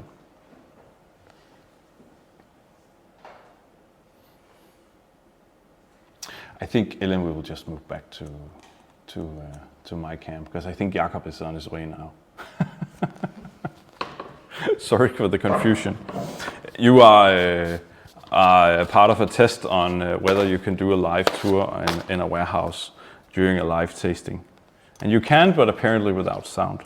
So, as we wait for Jakob to come back, let's head on to a few questions here. Christoph asked us, what type of cask was cask number 376? Was it American or European oak?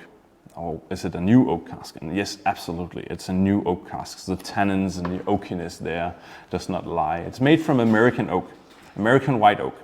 We tend to be quite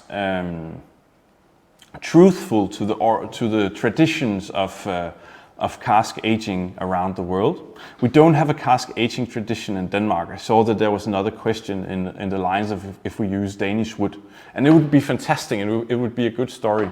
But the trouble is that we don't have a tradition of cask aging in Denmark. So we have to look into the world for that. So we use bourbon casks from the US, sherry casks from Andalusia, southern Spain, and for the rye whiskey and the wheat whiskey here as well. Fantastic, you're back. We used New American oak as well. And now we have sound on you again. Hopefully, yes. We had a bit of sound issues, so I was actually commenting your trip into the warehouses. And I had no idea what you were looking at. You had no idea. So I just told a lot of bad jokes for you. Good, perfect, perfect. I was hoping you would. No, so hopefully you got just at least a slight view of the warehouse there, and some of the casks that are lying around. So what I just did was that I found a sample of the next thing we have to get in the glass, Andreas. And now I don't know what you talked about. I think maybe this is what we need to do. I was just answering questions. Ah, good, good. So what do you think? Do you want to put it in the glass? Let's do so. Let's do so. So maybe I can present the next whiskey, Ellen. And we can talk more about it. This is a single cask of single malt whiskey. The cask sample says number 1260 or 1260. The barley used for this whiskey is Odyssey barley. It's beechwood smoked malt, and it's aged entirely on bourbon barrels. This came from bourbon barrel, but it actually was maturing on smaller bourbon casks earlier. And the ABV on this one is 58.9%. So you guys all have this sample, the cask number 1260. Yes. But during your commented trip to the warehouse, you just did a fresh sample, because this whiskey is actually still on the casks. Yeah. We're planning to bottle it soon, but we just had to taste it fresh from Exactly. the cask. So this is straight from the cask, and what happened since we did a sample one, we did a dummy bottle here, it's actually from the same sample you have in your glass. So this is how it will kind of look when it comes to the bottle, just so you can see it. But the whiskey is still in the cask. So what happened since then is that this cask turned 5 years old. Oh wow. Yeah. So and I think that happened something like 2 weeks ago. Okay. So let's see what's in the glass now. I'm excited about this.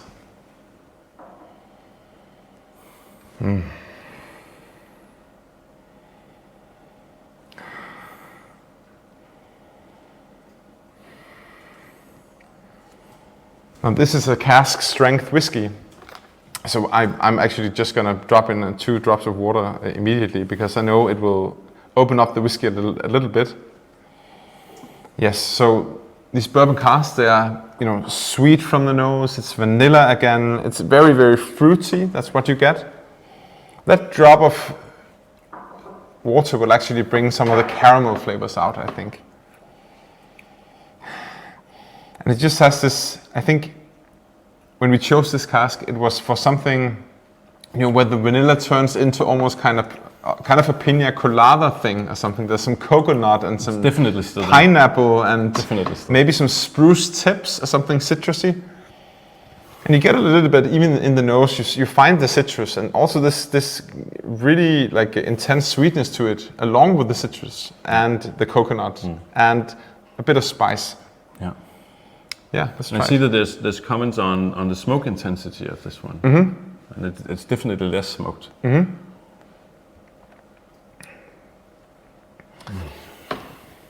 Again, some of those smoke aromas, they can really interact with the cask. So what we get here is something that just adds to warmth and richness.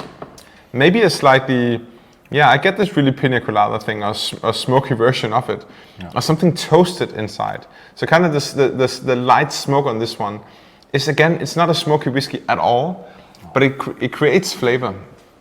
To me, this is a really like a distinct single cask. Yeah. Right? It's not like any other cask in the warehouse. It has these unique sides to it that just brings completely different associations. So we had the bourbon beechwood smoke in the very beginning on the first whiskey. But that's a little bit more like rich, mellow vanilla. And on this one, we really get these, I would say, much more tropical, fruity flavors to it, and a lot of intensity, both from like spices from the oak, but also from this sweet honey-like vanilla flavor to it. Now we also at cask strength now, Yes. for the first time tonight. This is typical of us, Andreas. We will just drink it and enjoy it and not saying a word. But I think for many people, going up to 58% or even more, this brings you to a different category of whiskey, where you get a lot of, on the aroma side, you get a lot of intensity. You get a lot of oiliness, you get, rich flavors. But there is a strong alcohol side to it as well. And I mean, if you think this is to the stronger side, it's a bit intense on the alcohol, it burns you a little bit. I mean, there's no, it's not a bad thing to play around with the water. I mean, this is something you would do, to just see what happens when you add not just 2 drops, but a little bit more. It's not something I would do with a whiskey of 40 something percent, but for something like this, you can definitely play around with it if you think the burn is more than that you enjoy. I mean, for some people, this is the only real whiskey. It has to be cask strength, and but for many others, us included, I think we would normally prefer to sit down with this kind of like 50 or 40 something percent whiskey, at least to begin with. And when you add the water, you really get the spices out of this whiskey. I think it's beautiful. Nosing this dram more and more, the coconuts. You always talk pina colada. Yeah, I do. This one. And I really think that the coconut really comes more and more clearly. The smoke is subtle here. It's there definitely, but it's much more subtle than Bøg. Yeah. And there's this question like, what is the char? Like, what's the char in the barrels? And I think it's spot on, because what I associate with coconuts actually has a background in those, the first fill of casks. They were like, quarter casks, 120 liters, and they were quite heavily charred. So you get those kind of toasted aromas and typical coconut aromas from that. So that is spot on why you find this intensity in those coconut and tropical aromas is from that kind of history on this cask. I'm hearing perfect breakfast whiskey as well for this. Yeah. I don't know if that's the pina colada part or the strong alcohol.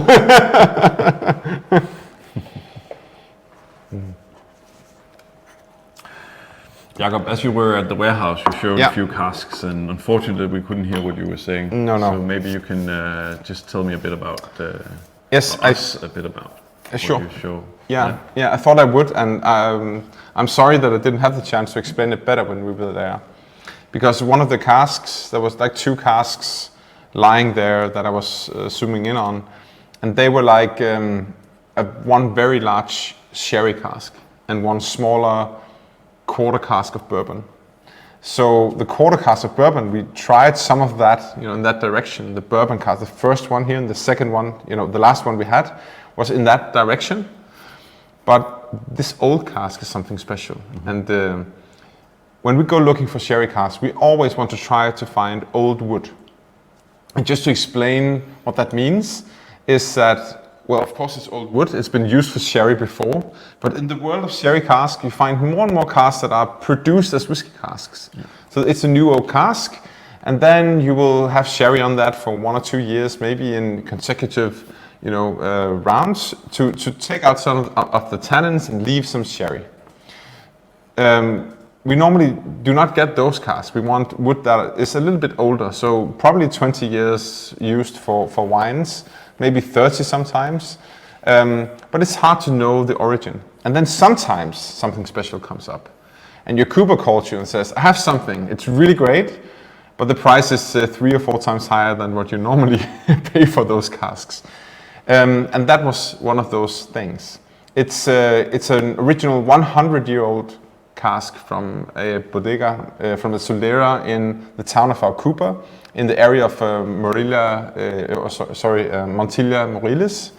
So it's a bit out of the sherry region, but they do the same kind of sherry whiskey, sherry wines. So you don't call it sherry, but it has the same names of Oloroso, Amontillado, and PX. And this one was a Amontillado cask. So it's been lying in that basement or in that warehouse for 100 years storing sherries. And it's rare that you get those casks out of those places. And the idea with those casks is that we chose them for something quite special. And this is our cask share program. And some of you might know it already, and some of you, it might be the first time you hear about it. But the idea is that we find some casks that we offer as shares. So you join us in filling the cask, and you will get the cask, the final whiskey after maturation. We fill around 6 liters for every share, and you can expect something like 8 bottles of finished whiskey. The idea is that we meet each other 4 times during maturation. It can be in Denmark, but it can also be in select towns in Germany, Hamburg, Mönchengladbach, and Berlin. And you get something to show for it. So when we fill the cask, we do a certificate that looks like this. This is from a private cask that was filled here.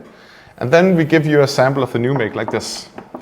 And then after, the first time we meet, you will get a fresh sample from the cask to see what the maturation, how that's going. And we'll keep on doing this until we feel that the cask is ready to bottle. It won't be completely in the dark. We always put down a number that we think is optimal. So for this 100-year-old sherry butt, this large sherry cask, we expect from 6 to 8 years. We don't know exactly because they can be quite intense, those old casks. For the bourbon cask, 5 to 6 years. So this would be the expected maturation time when you actually get the bottles. But in this time, we will meet up, we will drink a lot of whiskey together 3 or 4 times. We'll bring new whiskies and samples and just have fun with it. And that's the idea of this. So this old 100-year-old sherry butt is where I'm inviting you in to join us in filling it. And what we're going to fill it with is a very special new make made from one of our heritage grains. Yes. So we grow a few heritage barleys. Unfortunately, we have no whiskies made from it this year, but we have one special in planning. Imperial barley, it's called, the one that I showed you on the field trip. Exactly. It just produces this really, really nice, flavorful, fresh green grass new make that will fit perfectly with the Amontillado cask. Yeah. And then it's 100-year-old grain on a 100-year-old cask. Yes. It's just a perfect match. It's history in a bottle, I think. And I just love the idea that this is how you would have made a whiskey 100 years ago. Exactly. So basically, we're inviting you guys in to fill this cask together with us. Yeah. And the bourbon cask we will actually fill with something for us as exotic as a peated new make. Yeah. Made on Danish peat. Yes. Yeah. So what you saw in the furnace, you saw the small video before, would have been our locally dug peat instead, and that was the malt, the new make we will fill to that cask. So there's a choice, and for us this is new. We never offered these things before, and we thought this was the year to do something exciting. And I feel like this sherry cask, that's a real farmer's cask, isn't it, Andreas? It's like true farmer's find an old grain, find a very old cask, and fill it and see what that's like. It feels like filling the first cask. At least as you can hear, we're looking forward to filling this. Yeah, that's right. Jakob, we need to move on. We do. Well, let's grab a few questions. Let's see if I can find a good question for you. There's a simple one. The retail price on Bourbon Bø. That's right. We will release this at Thy Whisky Festival together with the Heritage Wheat one and an Imperial Barley one. So exactly, yeah. So I think for retail price for Bourbon Bø it will be 899 Danish kroner. That's going to be the retail price. And as I said, it's released at the festival. Mm-hmm. So anyone taking the time to come to the festival has the first shot at getting a bottle of this. Mm-hmm. There will be something a little less, like we haven't bottled it yet, it's still on the cask, but we expect something 190 to 200 bottles of this one. Yeah. So that's, hopefully there's a little bit left. Pina colada madness. Of Pina colada in bottle. Yes. So yes, that's going to be the price to it. And then there's a bit of questions on the smoke. There was a bit of questions on the origin of the smoke. I remember earlier. So we're mainly working with the beechwood that we source here in Denmark. But for peat as well, when we do smoke with peat, a few trials per year, we source the peat locally here in Denmark as well. And then Jan is asking, is the smoke in Bø a bit reduced compared to the previous smoked expressions that you did? That's a nice question because the answer is yes and no, because I think that when we've been releasing smoked expressions before, it's been part of our inaugural series, the number 1 to 24. Mm-hmm. And that was our experimental ground, so I can't say that there's been a line of smoked whiskies before. Yeah. I'd say that this is definitely in the smokier range of what we've released so far. We've released smoked expressions that are more subtle than this. I can't think of a much more smoky expression than Bøg. Maybe number 14 was a smokier one that we ever did, and even number 22, one of the last ones. Yeah, of course. So there are some examples that where you feel the intensity, maybe also because of higher ABVs that you get more intensity. Yeah. But I think we are in the medium, maybe not high range, but medium range of smoke. And this is also, I guess, the aim of this one, that you feel the smoke, but it's not dominant. Definitely. Yeah. Then Whiskey Snack is asking the composition, to repeat the composition in the spelled rye. Definitely. So the composition of the spelled rye is 60% of rye, malted. And then it's 10% of spelt, also malted, with the husks on it. And it's 30% barley from a modern variety. So it's 60% rye and 10% of the heritage wheat. Yeah. And they are. It's been matured in new oak casks as well. Definitely. And Minik, you were asking from where in the US we get the casks. So our bourbon barrels we source from Heaven Hill Distillery. Yes. It's a big distillery, so we know what we're gonna get. In terms of the casks, they're quite consistent in their cask quality, but we also like the bourbons and the rye that they make out of Heaven Hill. So that's where they source it. And that's a really good question coming in. Yeah. Right. So with the bourbon cask and what we're filling, that you just talked about the cask share with peat, like have we actually ever released a peated whiskey? So the real question, or the real answer would probably be no, but it's not quite true, because there was actually peat in one release that was number 16. Yes. Rex.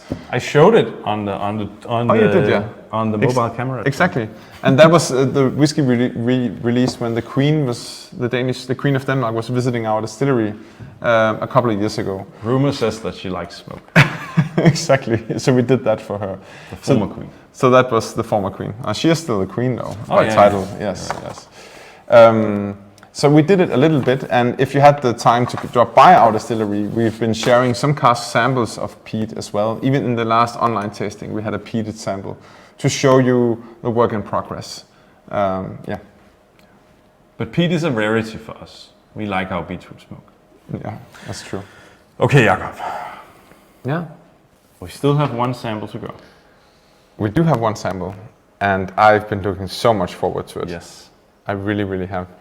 Do you want to do it? Yes. Okay, Let's do it. let's do it. Can we bring on the last one? It's already here. So, final sample of tonight. Number 7 is called PX. It's a single malt bottle at cask strength. It's made from the modern Odyssey barley, and it's made in a composition of beetroot smoked malt and pale malts. It actually doesn't say on the screen, I'm sorry for that, but there is an amount of pale malts in it as well. And then it's been maturing on a number of PX hogsheads and butts. Yeah. It's bottled at cask strength, as I said, at 58.3% ABV. Let's get it in the glass. And in the nose. In the nose. Now, this is again a change of scenes. It's from the bourbon cask. Pina before. colada cask before. From the Pina Colada, we're heading down into the dungeons instead now. Now this is the PX cask. This is the sweet, intense sherry. And when Jakob was talking about old sherry cask, there is a very big variation in the flavors that we get from our sherry casks. But we do have some that just really shows this age in it. Not from old whiskey, but from old casks and old sherry. And you can almost nose the age in this one. That's true. I mean, the obvious flavors of a PX cask, the raisins, dried fruits, but really like prunes in this one. Yeah. Some old oak or earthy oak to it as well. This is really a cask-defined whiskey. It is. The nose Whereas many of the others yeah. we've had so far have been grain-defined or smoke-defined. Sure. But this is like we talked about for the core expressions, the idea was keeping everything in balance.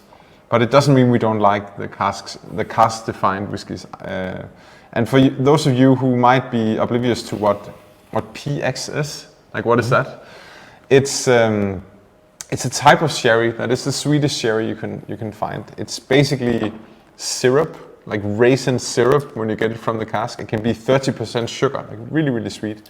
And that's the reason why we get these deep, sweet, almost like brown sugar, raisin, prune flavors.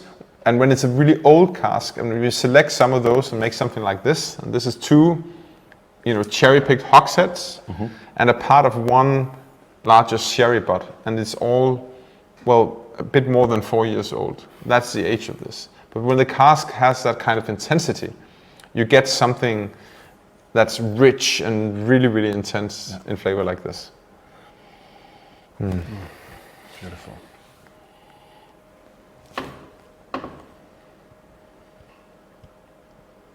I can just keep smelling this. Just nosing it. And again, this is really high in alcohol. So again, if you think this is to the strong side, it doesn't hurt it to bring it down a little bit.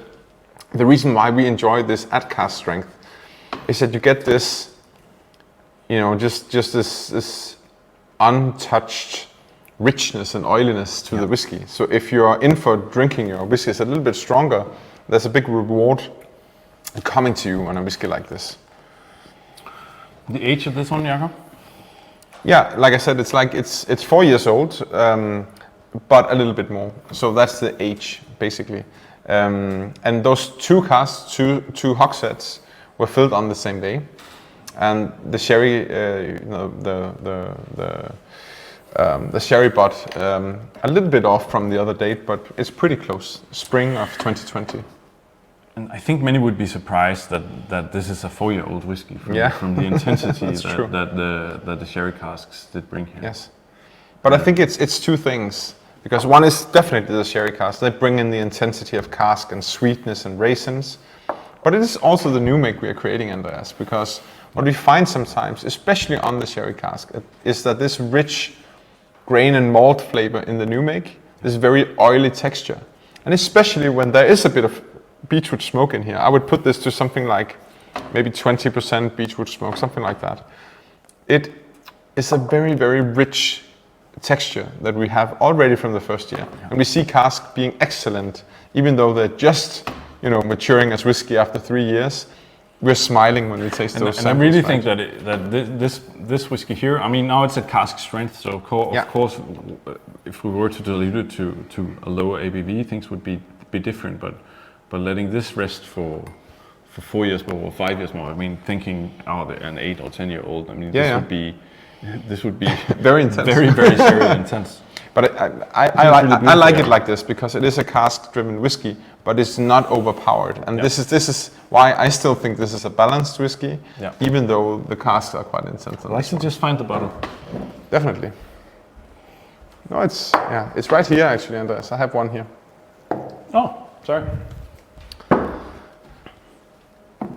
Exactly. So this is how it looks. And I don't know if you talked a lot about the color coding while I was gone. I mentioned it. I showed the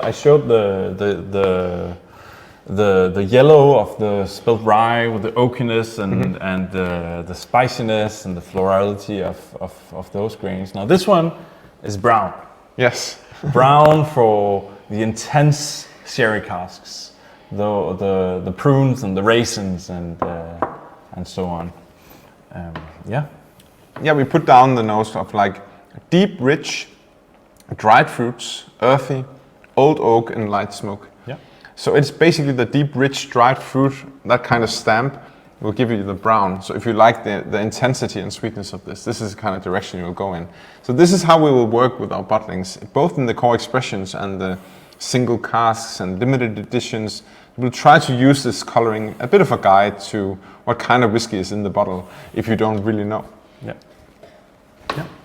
So this is the bottle, and as I told you before, all of the bottles have a small QR code. So if you take your mobile phone and scan it, you can find all details, all the casks, everything, all details you need to better understand our way into this dram. Exactly. Okay, Jakob. That wasn't a bad finishing dram, Andreas. Beautiful. And this is the whiskey that will be released in just a few moments. Yeah, so we're when we are releasing done. this soon. It's 636 bottles. It's available on our website in a moment, whenever I click a few buttons on my computer. And it's on its way to Holland and Germany as well, Yeah. to our retailers there. And of course, our fantastic Danish retailers as well. Yeah. It's on its way with PostNord as we speak to all across the country. I think it's been split. About half of it is going out and half of it is staying with us. So maybe, Jakob, is there a final question that we could just? I'm sorry if we didn't have time to answer all of the questions in the comments. So there's one question: if everything that we are tasting today is made entirely in the setup that we see, and that answer is actually yes. There's one. I think that there is one exception for the very first whiskey that we tried, the number 23 Harboen. It was, for our history, if you dive into it, you can look into it on our website. There was, we had a production a still set up at another site. So there's one small amount of that's from there, but the rest of it is made entirely in this setup that you see. So if you want to know the background, this is the explanation. And then Tim asks the Master Blender, Yeah. what was your favorite dram? Ooh, that's a good question. That's a really good question. So if I can say, if I can pick two answers, today You can pick only 7. no, but today, like sitting here with my 7th dram, Yeah. It's this beautiful. this puts me in the right spot. Yeah. So I would say the PX for tonight. That's my I'm whiskey. definitely all in the spelled rye and the heritage grain. Yeah, that's great. Box, but Yeah. that's my field these days. But it's really a beautiful the PX dram here. No, but I think it's like a cherry picking whiskey of some exceptional casks. Yeah. And if you asked me a week ago, I would put my finger down very close to yours. Like in the core expressions, probably in the smoke or the grains. Yeah. All right, guys. Thank you so much for joining us tonight. We're going to round off now. It's been a real pleasure to be sending out the stream, sharing these whiskies with you. We've never had such an international crowd with us. Yeah. So thank you so much for joining us, and to all of those all of the Danes who are listening and listening to our beautiful accent of English. That's maybe better to understand as a Dane. We will be hosting an online tasting as well on the 29th of December. It's going to be in Danish as per tradition. And then we hope to see a lot of you on the 22nd of June here for our festival. And if any of you are ever in the vicinity of Thy, then please do come by. We're open all days for drop-in tasting, all weekdays for drop-in tasting, and we do offer tours and tastings almost every day, all the summer holidays. True. If any one of you should be heading northwest for your summer holidays. Drop by. And anything else that you're interested in, the cask shares, the bottles here, the festival, everything is on our website. So please spend a few moments to browse through all the information. There's a lot to find. Yeah. So thank you so much. Thanks for all the comments. Thanks for all the questions. Thanks for spending your time with us. Please do follow us on social media.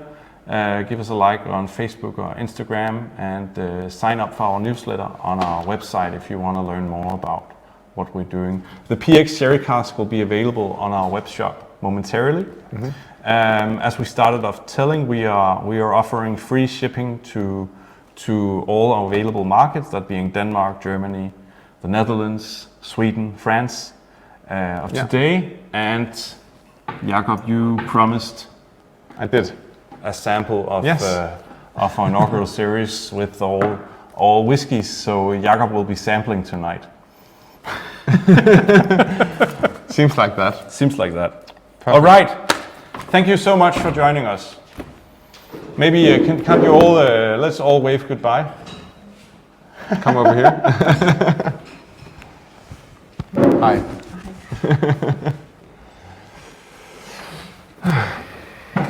Hi. And cheers, everyone. And Ellen is doing the technical stuff. Great.